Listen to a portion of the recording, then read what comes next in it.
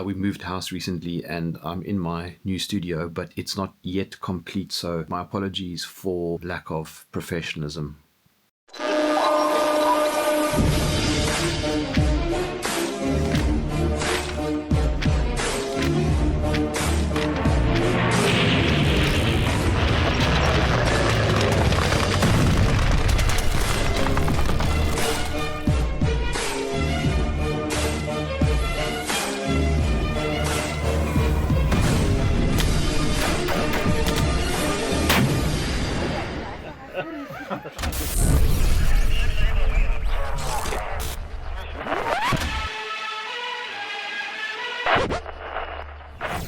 When you and I last chatted, you were telling me about your Russian trip. What has happened since you got back? Well, I've been interviewing a few Russians. This is a new thing. I've never seen myself as an interviewer, but I thought the story's never going to get out there unless I take care of it. So we've done 2 so far. We'll do a 3rd one in a couple of days' time, and I have a 4th one already lined up. So I'm a full-time salaried employee of Saitlander's organization, which is the largest formal prepper group in the world. And we're preparing for the same reasons that everybody else is, some sort of cataclysmic event in the world or in South Africa. And so we've got a new Saitlander's interview feature on our little YouTube channel. And that's very pleasant. It's nice to hear the accents again. It's very, what is the word, nostalgic for me. I find myself wishing that I was back in Russia. I was there for 3 months, and towards the end I was kaput. I was absolutely shattered. It was very hot in the south, which was the last part of the tour. And there was a lot of walking done, and I haven't been in the best health in recent years. So it did help me. It was great for my health. It improved, but at the price that I was just kaput. So I was happy to come back. But now I find myself after a month wishing that I was in Russia again. There's just so much to like about it, Jeremy. There's a never-ending pleasant surprises. It's beautiful. It's spacious. The people are very, the expressions that they wear are reserved, but they're not doer people. They're not sullen and surly the way they're painted in the West. So it's pleasant to deal with human beings there. And there's a strong sense of morality. I speak as somebody who suffers moral turpitude. I'm not a particularly decent person, but I do admire it. It is something that I've endeavored to cultivate in my sons, and I wish we lived in a more moral world. And it's a source of endless regret to me that I went off the rails as a youngster. And that conservatism and the orderliness is very appealing, combined with the softness of the people. If you take those 2 things together, very pleasant people, as opposed to the stereotype of the righteous but bitter Roman Catholic nun. And there's a similar stereotype in Calvinism as well. Very righteous people, but miserable, or maybe not miserable, severe, let's say. That's a good English word for what I'm trying to describe. Whereas Russians are orderly and decent and respectable, but quite soft in many ways, and they tend to be a shy people too. So, all in all, that's the story of being back, wanting to be there again. Did you know that the Russians helped the Boers in the Anglo-Boer War? I did know that, yes. Yeah. I've read a couple of nice stories of the Anglo-Boer War. Many don't know that. I mean, the Anglo-Boer War, by the way, I'm sure you know this, Simon, but many listening might not. And that is, the Anglo-Boer War is widely considered to be one of the most significant wars of the 19th century. Yeah, hugely significant. It transferred control of the greatest gold fields in the world to a very small coterie of Freemasons in London. It decimated the Boer population, although that didn't have global ramifications.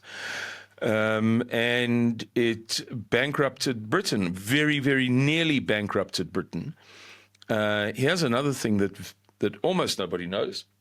I know of only one other person who's familiar with this fact. In the last year of the war, the empire was so depleted of horses because of the first year of the war that they couldn't procure horses and mules in Australia, New Zealand, Britain, and India. It was so severe that they bought 1 million, round number, 1 million horses and mules in the USA. What? 1 million? Yeah, 1 million exactly. At the, I'm going to mess this up now. The war ended in 1902. There was a commemoration held in Bloemfontein. Let's say it was the 120th anniversary of the end of the war. It may have been in 2022. There was a commemorative conference. I didn't attend it, but a friend of mine from the USA, Mr. Richard A. Hamblin, a fantastic man, he did attend it, and he brought me the materials back. And he said, "You won't believe this thing." I said, "Come on, man." He said, "Well, here's the brochure with a, sort of a 200-word synopsis of what Professor Johnson of Michigan University is going to talk about at 8:30 on the second day."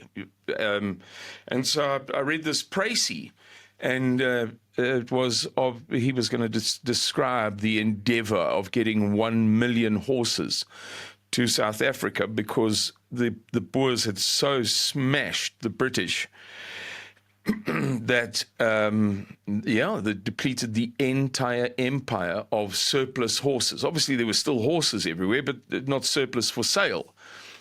Amazing story. Another highly significant war, I think, of the 19th, wouldn't be the 19th century, the 20th century. Did I say 19th century earlier? I meant to say 20th, if I did say that. Well, it began in the 19th century. Have you heard of the Great Emu War? 1932. Around in Australia, around 20,000, I think, emus essentially defeated the Australian military. They went out with machine guns to try and kill them, and the whole mission was abandoned. Have you heard about that? I didn't know about that. It had a Wikipedia page, and then it seemed to have got taken down. But and I can understand why. It's because it's so embarrassing. Yeah, I'm doing a whole lot of Russia research at the moment, just a continuation of the tour. And they're all, you begin to realize at some point that you don't know half as much as you thought you did about anything. Because the stories are so fantastical. You think, well, I should have heard of this. How come I don't know this story? I've been paying attention, and I was a precocious reader as a child, but there's so many fantastic stories of history featuring spectacular events, which makes me think, just to segue for a second, about the what's it called? The Darwin Awards website. Where somebody does something stupid. Yeah, and kills themselves in the process. So that's the Darwin play. You improve mankind's gene pool, and you improve mankind's evolution by removing yourself from the picture. And she even has little qualifiers, like if the person, usually a man, whether he already had children, so that makes it like a lesser achievement for mankind. But if he manages to rub himself out in such a spectacularly stupid fashion, before he has children, then that's like a Class A Darwin Award. It's very good. If people don't know about it, they should. She retired it a few years ago after running it for about 30 years because she began right in the early days of the internet. I don't mean the theoretical internet. I mean when the internet was a public thing for everybody. She began sometime in the early-ish 90s, and she retired it a few years ago after 30 or so years, but it's still up there. She's just not keeping it, current. Great, absolutely fantastic. Best afternoon's reading you'll ever have.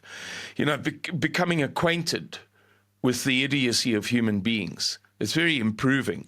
You were talking about how brilliant Russia was, and yet Russia was a pretty bad villain in World War II or post-World War II. I mean, the Nuremberg trials was a sham. Yeah, look, Russia's had its moments. I was never a Russia fanboy previously. Now I'm crazy about Russia because everything that I experienced there, apart from, pharmacists trying to diddle me with a small amount of money, and a bus ride that was really grotty. Man stole my seat and refused to give it back to me, meaning that I couldn't film the Kerch Bridge. So there were some shitty incidents, but you're going to have those all over the show. I mean, in Zambia, I was just about killed. A similar thing in Malawi. In the USA, I was attacked for 6 months solid. I mean, I was slandered like I've never been in my life. By comparison, Russia is a paradise. But as you say, Russia has had its moments. For instance, there wasn't a Bible in Russian until 1860. Which I think is quite a bad thing. And there were reasons for it. It was the same reason the Roman Catholic Church didn't, freely give Bibles out to everybody for fear of them coming up with their own interpretations and schisms and all of that kind of stuff. So I don't say it was without reason, but it's the kind of thing that you look at now and think, dear me. The events that led to Peter I'll mess this up guaranteed, Peter the Third, Catherine II, Peter III, Ivan IV. Peter III becoming Tsar, and then obviously becoming Peter the Great. The events immediately preceding that, the massacre of the families in the palace, over 2.5 days, the slaughter, the way that they slaughtered them, terrible. The slaughter by Jewish Marxist communists. Yeah, and well, then not so much, but the slaughter of the Tsar in Yekaterinburg was exactly that. It was a Masonic ritual derived from a Jewish Orthodox. In the Talmudism, we all know the story. That the guys doing the slaughtering of his daughters ritualistically were vomiting.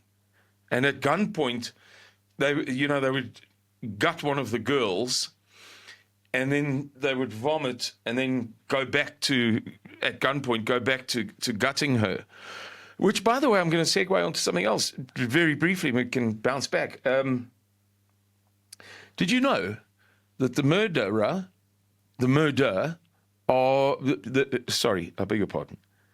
the identity of Jack the Ripper has been cleared up. It's been ascertained. Yeah, I forget the guy's name, but I experienced this. Somebody who consumes a lot of history and what have you, like you. I remember as clear as a bell watching a video about close to 20 years ago about the story of Jack the Ripper. And they narrowed it down to a certain number of potential candidates, in this documentary film. And the one guy's Jewish, so they go through them all. And the one guy's Jewish, and there's a case to be made. And then, of course, the obligatory interview with the chief rabbi of London, and he waxes on about how, it's just an anti-Semitic thing and it's always the poor Jew, blah, blah, blah, blah. Anyway, it turned out to be a Jewish Freemason, and they were right all along with those people who know about these things, who periodically would say, yes, but these murders of Jane and Mary and Susan and Frederica and Anne correspond to Masonic rituals. And so it seems as if, so with DNA, they've established with absolute certainty that it was this Jewish guy, and it was apparently a series of blood rituals, Masonic blood rituals, for some or other purpose. I couldn't tell you what, whether they were trying to raise funds, or they were trying to topple Queen Victoria at the time. I don't know that much. What there may have been in the background that motivated this one particular Masonic, Jewish Masonic lodge to send this guy out to slaughter, for these blood rituals for this, Moloch type benefits. Slaughter, cook, and eat my child, and then hopefully Moloch will make me rich. So I don't know the background reason, but that is the story, Jeremy. I missed what you said. When was this? Jack the Ripper. Jeez, it's never been my field of study. I just watched a couple of videos. I went through a phase ages ago. I don't know much about him either. Okay. So the Wikipedia entry hasn't been allowed to be updated. They still say he's an unidentified serial killer. I read an article that was sent to me that was absolutely scholarly, sound, whatever. Around Jack the Ripper, unidentified serial killer who was active in and around the impoverished Whitechapel district of London, England in 1888. And internal organs removed, blah, blah, blah, blah. So those would have been used for satanic rituals at the local lodge. Jewish refugees, blah, blah, blah, blah, blah. I can't see here how many. The canonical 5. Okay, so the canonical, so the core, if you like, 5 Ripper victims are Mary Ann Nichols, Annie Chapman, Elizabeth Stride, Catherine Eddowes, and Mary Jane Kelly.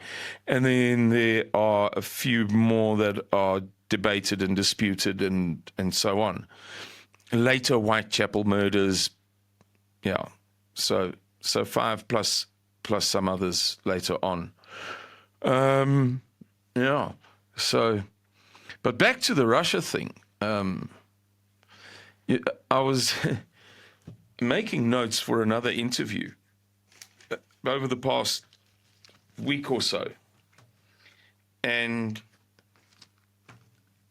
I've come to the conclusion that the past 2 weeks are among the most spectacular of history, not to overdo it, but this power of Siberia 2 gas pipeline to China, and the withdrawal. In other words, all of the gas that China used to, I beg your pardon, not all of, I think it's 80 billion cubic meters or whatever. I'm not a gas fundy, of the 100 that previously went to Europe and those markets, something like that, has now been contracted. Contracts have been concluded with the Chinese.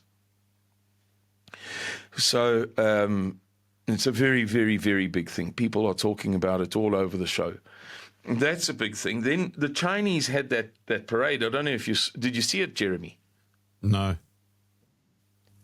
They had a parade celebrating Victory Day against the Japanese in World War II. Obviously, the Manchurian War began in 1931.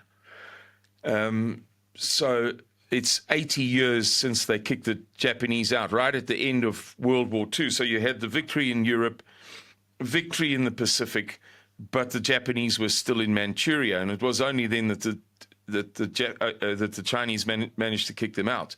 So the Chinese celebrated their 80th anniversary of victory in World War II, as the Russians did on the 9th of May.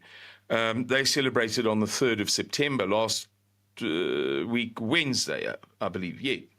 And allegedly, that was the largest military parade in history. I don't know much about military parades. I can't swear to it, but so some commentators have said. I thought that was a big thing. But that's the thing, though. Yeah. I mean, I've often seen, I think we all kind of see China as the sleeping dragon. I mean, when you've got 1.5 billion people, it seems to follow that you're going to have a pretty large military.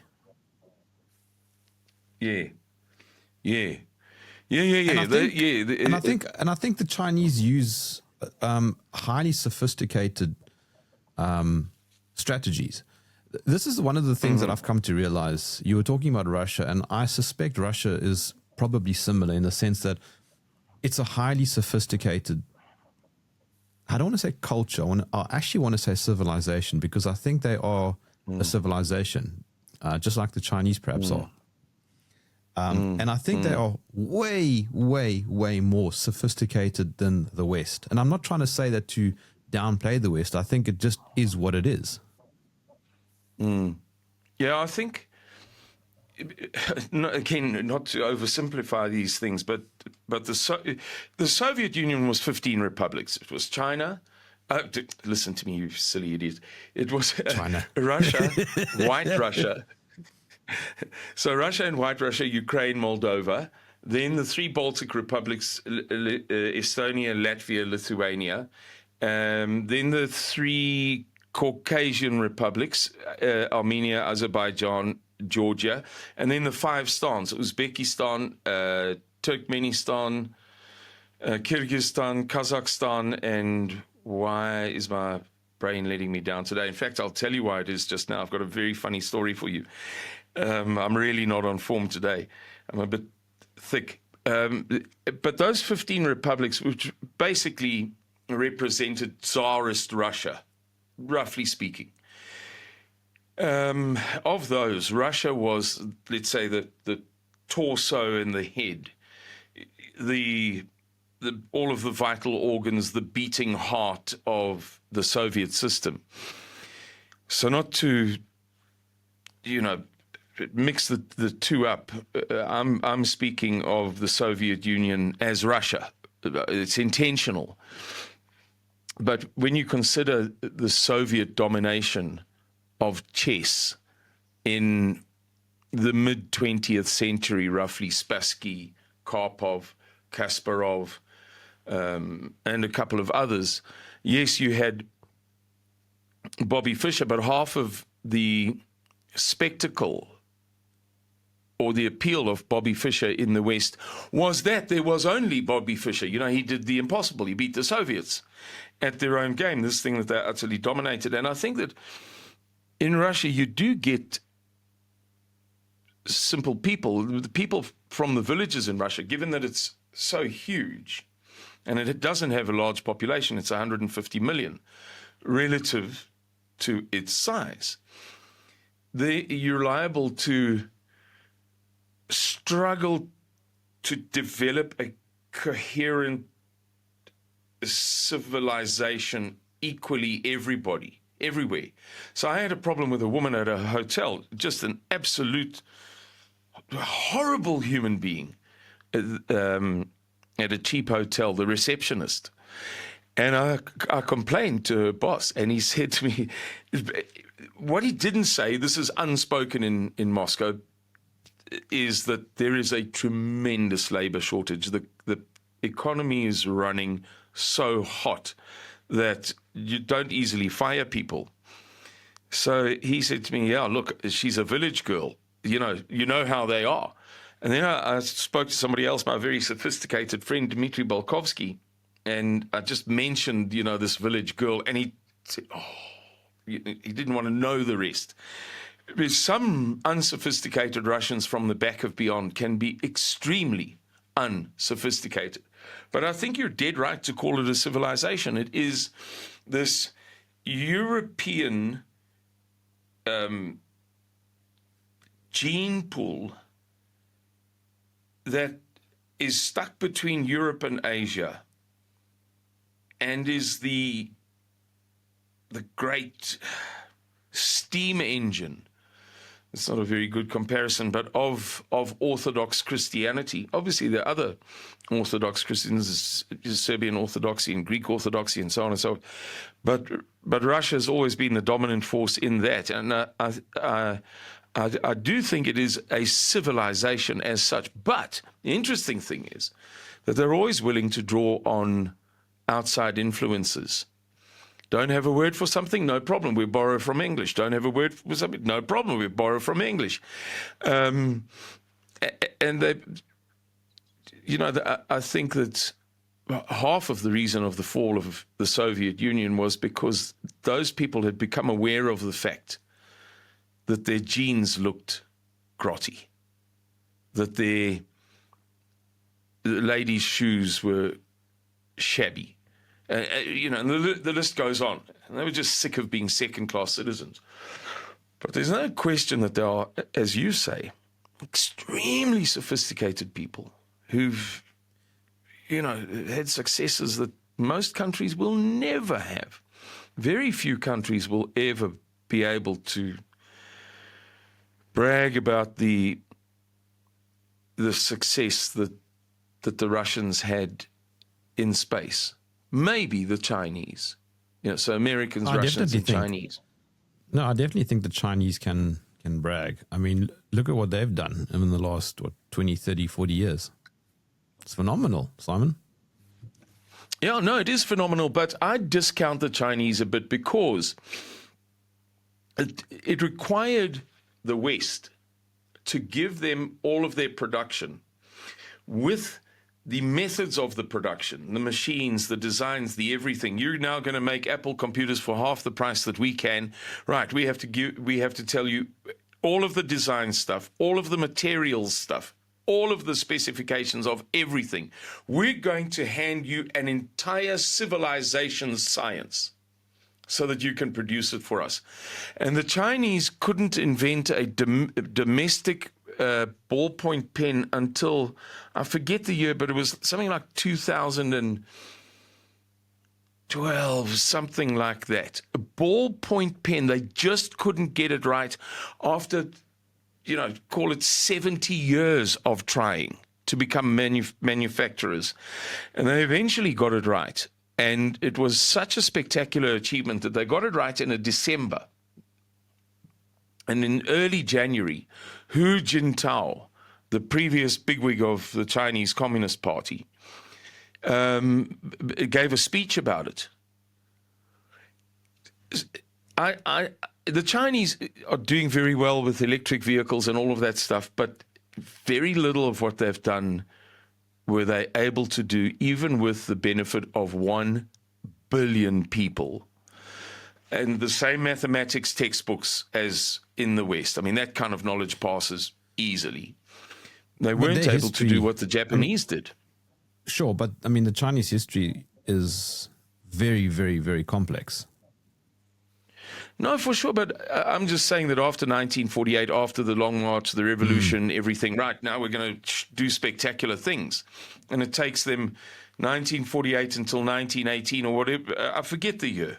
But I gave a speech about this once. 1948 to 2018 to Japan has been spectacular also.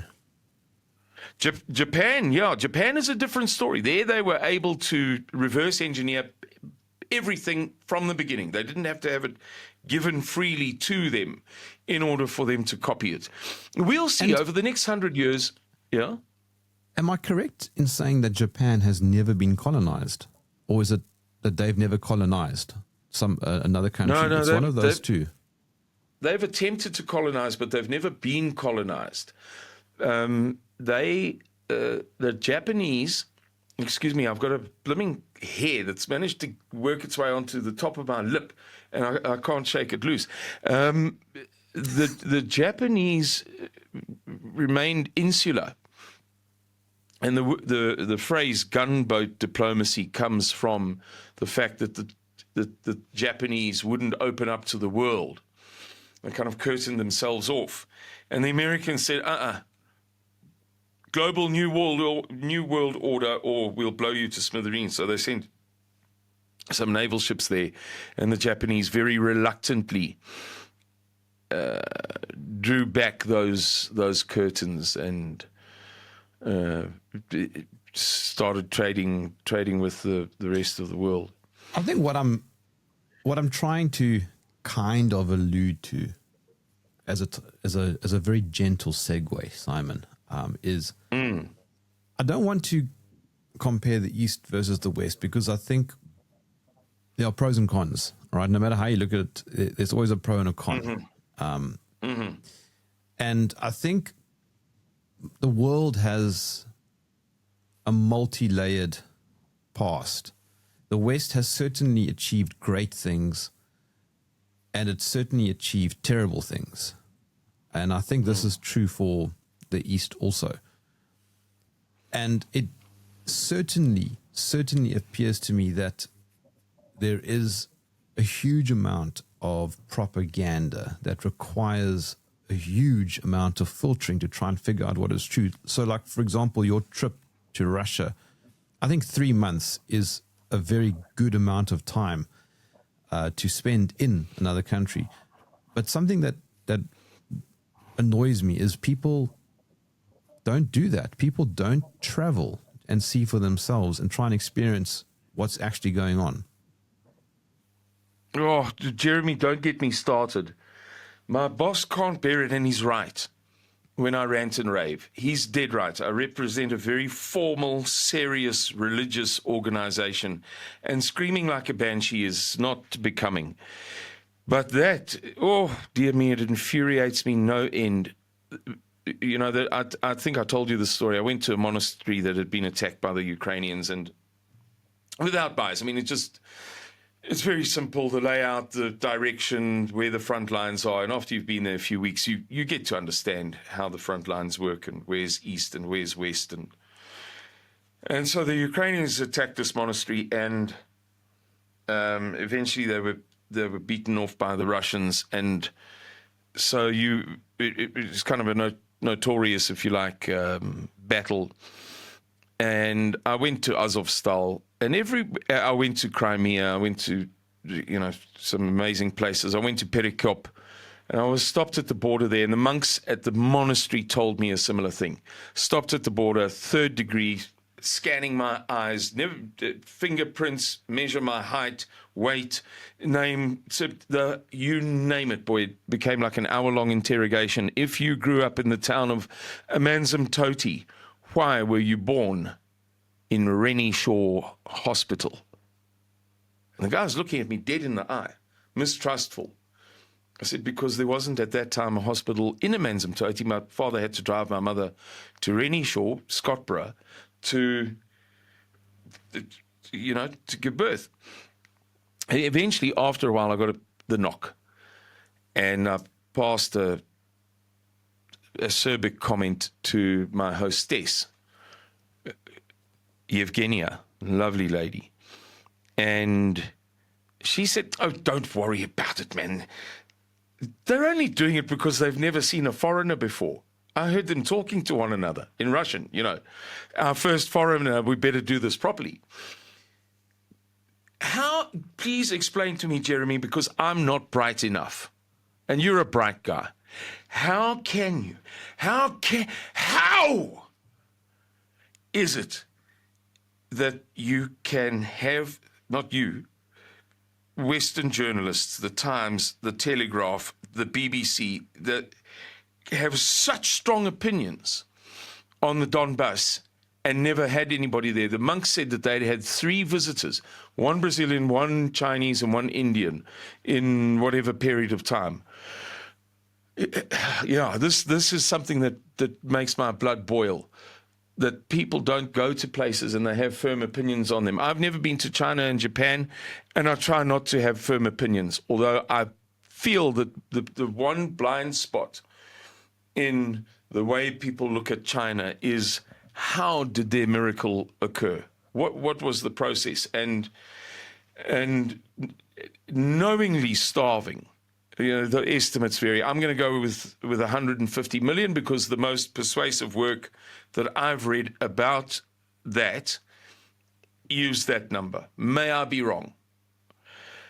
Deliberately starving 150 million people to balance out the food / export value equation. We will knowingly calculated. It was finally calculated. If we starve 150 million to death, it will allow us to export so much rice. So much rice will give us X dollars or one or whichever that way they were looking at it. And then we'll be able to, it'll take us 10 or 15 years to starve out that 150 million people. Over those 10 or 15 years, we will be able to achieve X, Y, and Z. And what they did to the Indians, when the Indians were the only country in the whole world to support them at that critical phase, was devious, deceitful, double-dealing, duplicitous. And as I say, the manufacturing thing, this is not a people who could do it by themselves. They needed their great moments only began when they were given for free all of the intellectual property to do it. Yeah, they but had I mean, hitherto come up with nothing. Nothing. I think because the 1900s was a very difficult time for China. I mean, if you look back the last 5,000 years, they've had a pretty impressive history. I mean, highly sophisticated history. Yes, yeah. I'm not taking everything away from them. That's definitely not the case. I mean, the Russians also I'm also a little bit have an epic history also, and then of course you had the Bolsheviks that also killed, I think, 20 million starving.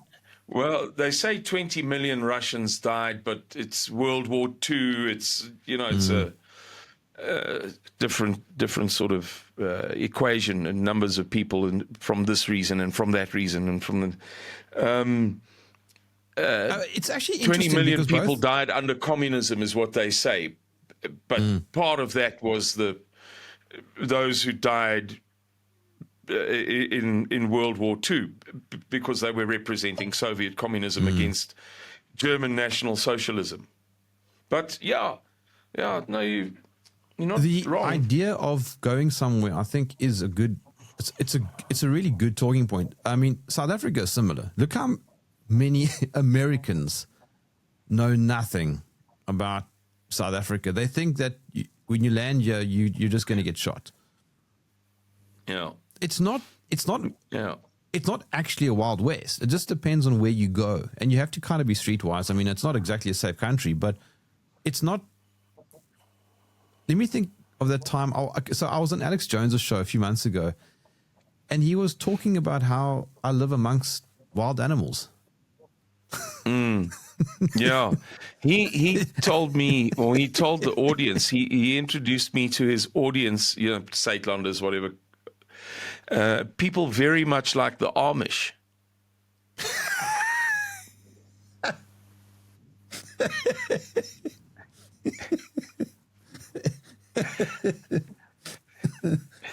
Heavens above. Oh, dear me. Wow. I don't even know what to say. He said that. He said exactly that. I'm quoting verbatim. Very much like the Amish. Yeah. In other words, he'd extrapolated from the idea that I represent a conservative Christian organization, Saitlanders, which, for those of your audience who don't know, it's an Afrikaans word. Afrikaans is a derivative of Dutch. The first white settlers in South Africa were Dutch. There remain about 3 million of them to this day. And in the Afrikaans language, Suidlanders, over the back of my shoulder here, means Southlanders or Southerners. But, you know, it doesn't translate properly. Easy. No, it doesn't translate properly, exactly. So, yeah, he extrapolated from there. If you're conservative, if you're really conservative, if you're determined to stand firm on your soil and stand against farm murders and promote your culture and your people all around the world, well, naturally, that means that you would never drive a vehicle with an internal combustion engine, drink, smoke. You know, oh, dear me, it was embarrassing. Goodness gracious. As really much as he's a legend, that was... You really should stop smoking. Yeah, I should. I should, or he should. No, you. Yes, I should stop smoking. I would love to stop smoking. I've done it all. I've been for the hypnosis, you name it. But it just, I've never gotten it right. I sort of panic. It's a calming mechanism for me. I'm quite highly strung. I'm quite very highly strung. And it just, you know, when I have those little moments throughout the day. Do you think Putin is the most powerful man in the world? Unquestionably. I think that there are the black popes and other such people may be more powerful. Yeah, I mean front facing. I'm sure of it. Look, what he's getting right is just unbelievable. What he's gotten right just in the past few days. That power of Siberia too. Europe will never get access to the gas that it has lost over the past 3 years through sanctions, through blowing up Nord Stream 1 and 2. Europe is going to be buying liquefied natural gas at an inflated price from the USA for the foreseeable future. China has just negotiated. One commentator said this morning that he's not for sure because he doesn't know the exact rates involved. But what he gathers from the industry is that China has been paying Russia among the lowest rates in the world for its gas. And this latest deal comes at a substantial discount to that. And the Chinese, it's enormous. If you've got the cheapest power in the world for your industries and commerce and what have you, the sky's the limit. And that's something that was initiated by Vladimir Putin. BRICS was obviously that Jim, whatever his name is, from Goldman Sachs, that he wrote about it in the article. But apparently Vladimir Putin was the guy who drove the idea of Brazil, Russia, India, China, and later South Africa forming this bloc that this Jim somebody or other from Goldman Sachs had written about. The others were very skeptical and apparently worked on it with them for about 7 years before they launched it in 2009, and South Africa joined in 2010. He is powerful, he is competent, he is capable. I've got a great book, fantastic book. It's a hit piece on Putin. It's written by a woman, a dripping tap of a woman. Her husband must be one of the most miserable on the planet. She picks apart every flaw and blemish that Vladimir Putin has ever had in meticulous detail over 500 pages with another 120 pages of footnotes to substantiate her case. Magnificent piece of work, just grindingly bitter and resentful. To a woman reading that book, I'm generalizing now, but in general terms, to a woman, that would be grounds to declare him the worst human being. As a man, I came away from that book. I put down that book thinking to myself, he stole more money than Midas. What happened was, at the end of the Yeltsin's term, 1999. December the 31st, 1999, Yeltsin says, I'm resigning, and the rest of my presidential period is going to be handled by my hand-picked successor, Vladimir, because in their system he was allowed to do that. There didn't have to be elections. Vladimir Putin was unelected. He was just plonked in the position, and they were coming up for a new elections, and he was either going to be kicked out or do such a terrific job that everybody would say, yeah, it's great that we had an unelected president and that Boris Yeltsin all by himself plonked him in that seat without our say-so. So from the beginning of the year 2000, he begins his work. Apparently, and this woman makes a great case, he and a coterie, the network of guys from the KGB, got together and said, this country is cooked. Given that the Berlin Wall came down in 1989, collapse of the Soviet Union famously on Christmas Day and Boxing Day of 1991, Mikhail Gorbachev, the last Soviet leader, resigned on Christmas Day 1991. Soviet Union is dissolved on Boxing Day. So you've got 92, 3, 2, 3, 4, 5, 6, 7, 8, 9, those 8 years, absolutely catastrophic. Bodies on the streets of Moscow every day. Gangs completely run the place. And these KGB guys got together and said, Mother Russia is lost unless we do something. And so they proceeded to wrench back from the Jewish oligarchs, the 7 oligarchs who basically, through a series of tricks, stole all of Russia's assets.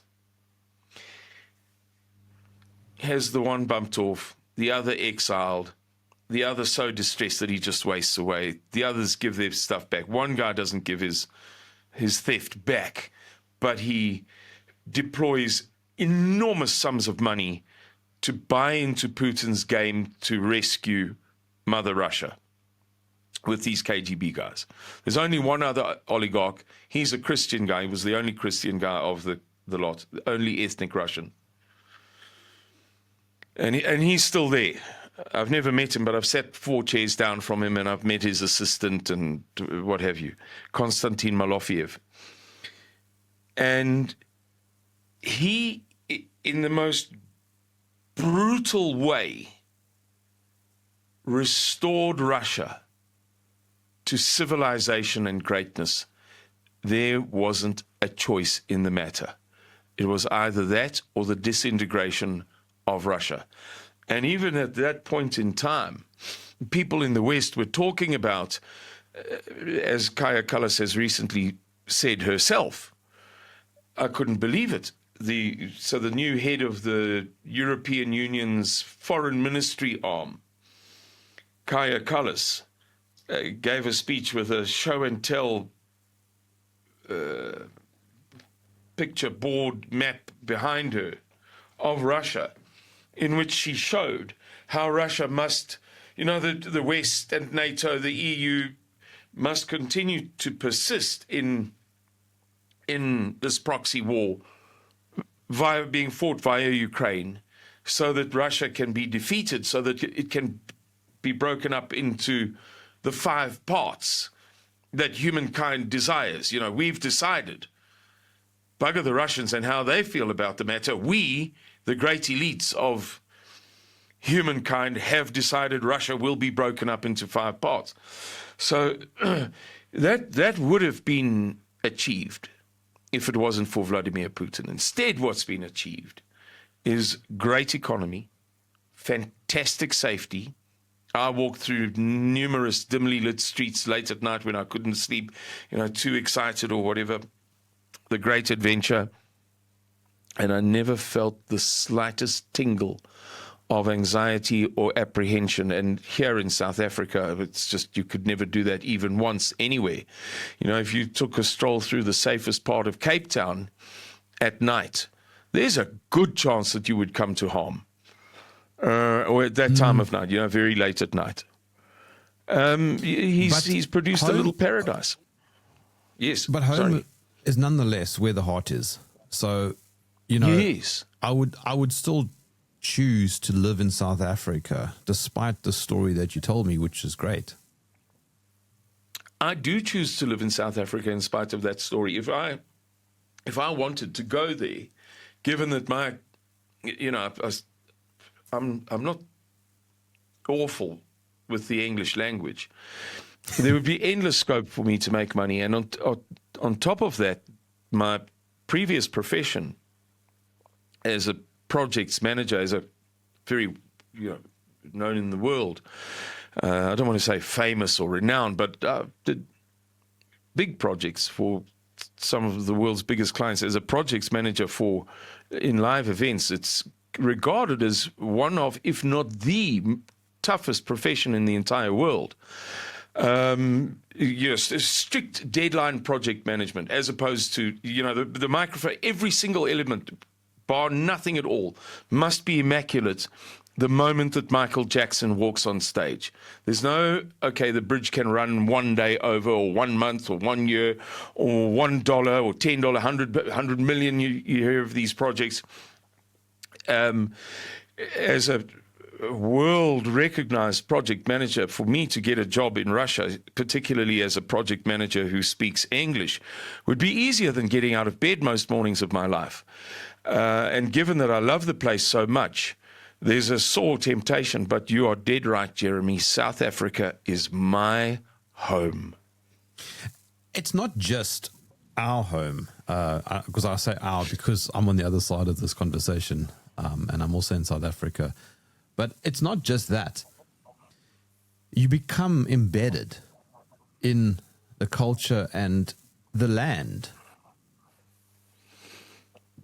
I mean, yeah, you do. I don't know. Sorry. I don't know if you've been to Hong Kong or another first world city. Oh yeah, you obviously you have. But if it's a concrete jungle, I can only be there for a short while. I get drawn back to. You know what I mean? Yeah. Yeah, Moscow, I don't say that Moscow is the only city in the world that doesn't do that. There may be others, but Moscow is exceptional in as much as the Soviet system was miserable.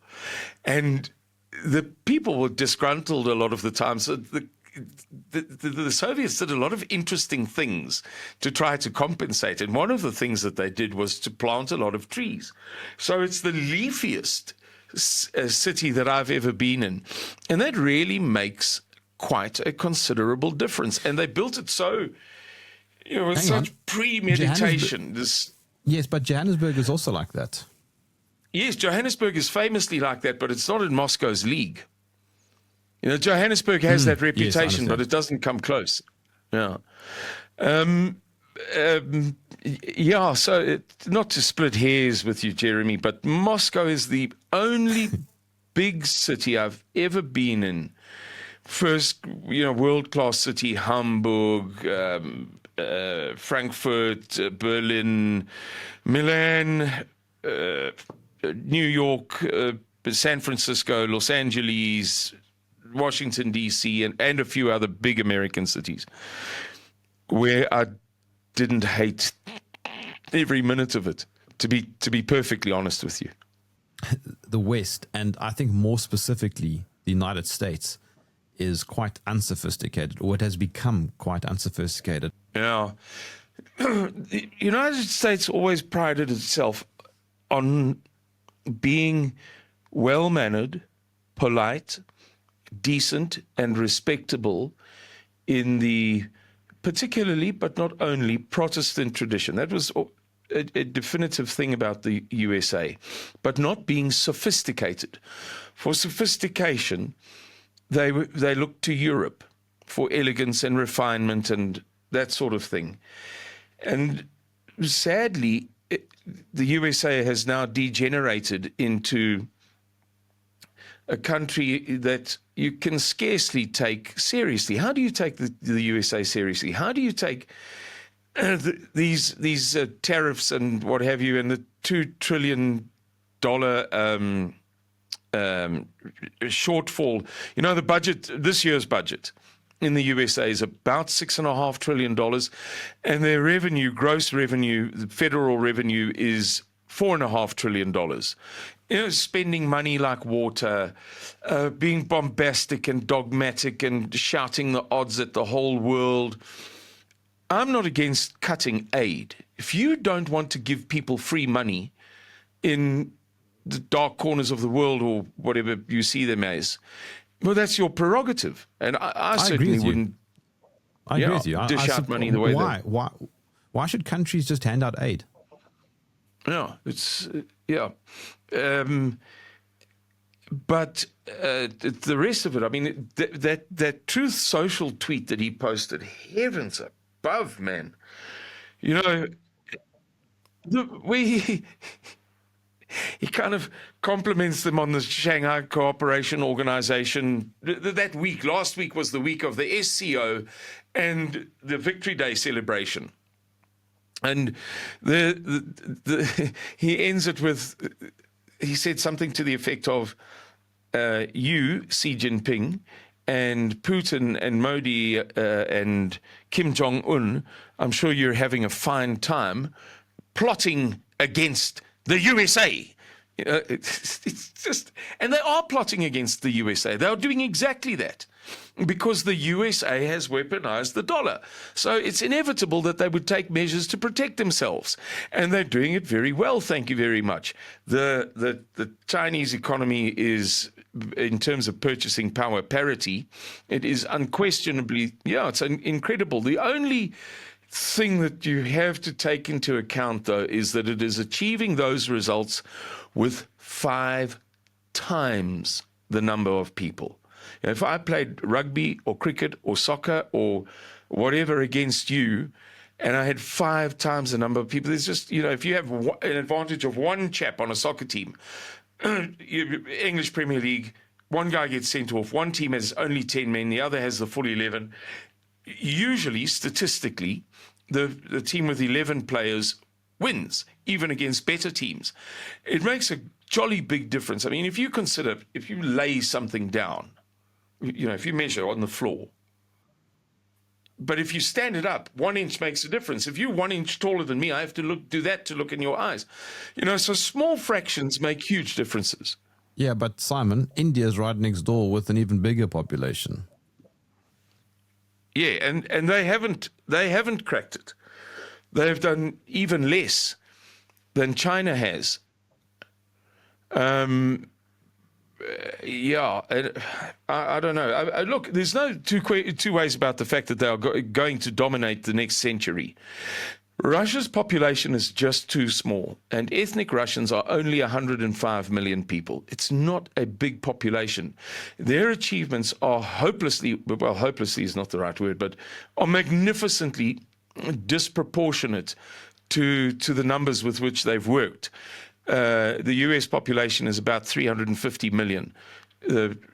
Russia's population is about just short of 150 million, of which 105 million about are Russian. The Indians, who knows what the right number is? I heard 1.7 billion the other day. I don't know. The Chinese, 1.5 billion roughly. So, I mean, it's not like they haven't had the manpower, but they will dominate the next century. There's no two ways about it. The USA is in a hopeless state as far as its debt is concerned. And they're talking now. Culturally. OnlyFans. OnlyFans. And I speak as a man who suffers moral turpitude. I'm not judging. I'm just saying that doesn't bode well for how this ends. And the West, the decadent West, I mean, I'm referring now to Europe, overrun by people of greater order and discipline and abstemiousness and continence. Yeah, you know, they're talking about putting this NATO peacekeeping force in Ukraine, and of course the Russians are wiping it off with a rag. But I've now watched two experts crunch the numbers, and the British force couldn't be more than 5,000. They would not be able to find more than 5,000, of which includes logisticians, medics,